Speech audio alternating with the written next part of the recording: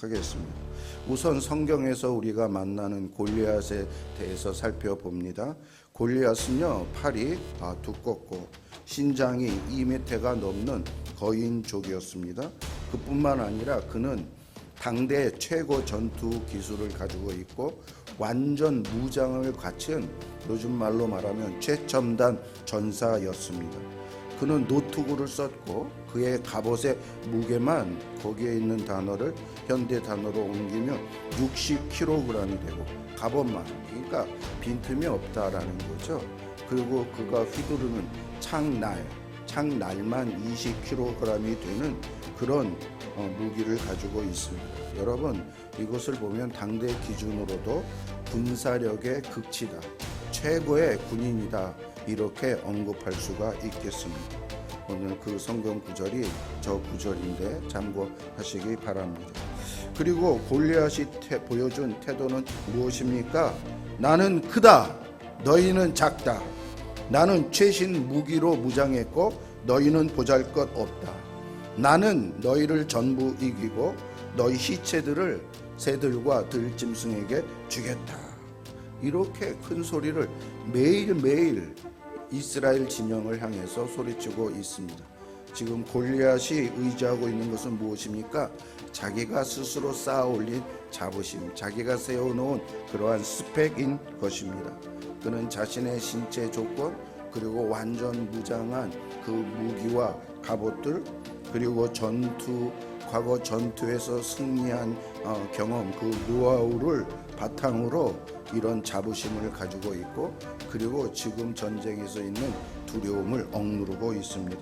한마디로 나는 절대 지지 않아, 나는 이겨, 할 수 있어, 이러한 태도를 그는 가지고 있는 것입니다. 여러분, 오늘날 현대인들도 두려움을 극복하기 위해서 골리앗식의 자기 최면을 시도하곤 합니다. 예를 들어 사람들은 이렇게 세뇌를 합니다. 두려운 상황을 상상하지 마라, 성공하는 모습만 그려라. 나는 할 수 있다, 할 수 있다, I can do it. 나이키에서 맨날 그걸 보니까 그게 세뇌가 된 것 같아요. 그러면 두려움이 사라질 것이다, 이렇게 이야기들을 합니다. 물론 여러분, 이게 효과가 아주 없는 것 아니겠죠. 단기간의 효과는 있을 것입니다. 우리가 위험 속에 있을 때 아드레날린 호르몬을 배출하기 위해서는 효과적일 것입니다. 당장 건물에 불이 났는데 누군가 건물 안에 있는 생명을 구출하기 위해서는 용기가 필요한데, 그때 나는 할 수 있어, 충분히 할 수 있어, 이런 것을 반복하면서 외칠 때 용기가 나서 구출할 수 있을 것입니다. 그러나 여러분, 다른 경우 긴 시간 동안의 어려움과 두려움이 있을 때 이것으로 이겨낼 수 있습니까?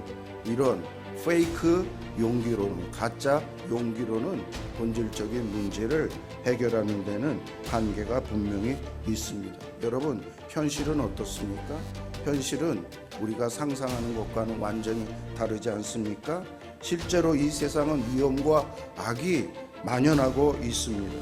병에 걸릴 수 있고 사고를 당할 수 있고, 그리고 때로는 억울한 일을 갑자기 겪기도 합니다. 그럴 때 우리가 아무리 나는 안 그럴 거야, 나에게 그런 일이 안 일어나 라고 자기 암시를 해도 세상에서는 이런 무수한 여러 가지 문제들이 발생하고 나도 그 가운데 한 사람으로 있게 됩니다. 결국 골리앗식 거짓 용기는 잠시는 그 두려움을 억누를 수 있지만, 그러나 근본적인 해결은 되지 않습니다. 두려움을 이기고 끝까지 옳은 길을 나아가게 해주는 힘이 되지 않습니다. 그러면 다윗은 어떤 방법으로 이 두려움의 문제와 발생한 문제를 해결했을까요? 어떤 분들은 다윗이 두려워하지 않고 나갔으니 우리도 다윗처럼 두려워하지 말고 나가자, 전진하자, 이기자, 이렇게 이야기를 합니다.